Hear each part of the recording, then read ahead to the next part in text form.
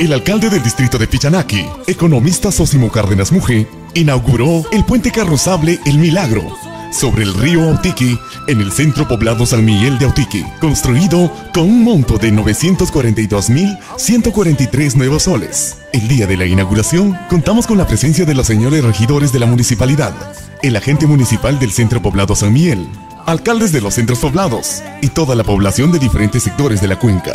Se cumplió nuestro sueño, por fin tenemos un puente nuevo. Gracias, señor alcalde, mencionó el agente municipal y toda la población.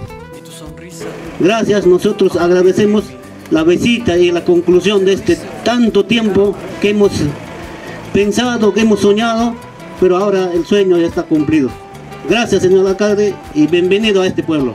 Hermanos, yo creo que con esto estamos cumpliendo una meta al cual nos hemos propuesto desde la campaña política, y qué bueno que se haya batallado, porque este puente tiene una historia grande, larga, un historial donde seguramente cada uno de ustedes ha puesto un granito de arena para poder mejorar, corregir, superar los diferentes problemas.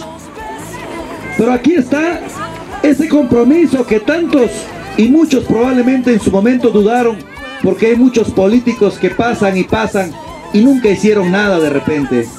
Pero nosotros estamos cumpliendo a cabalidad todo lo que hemos señalado en todo momento.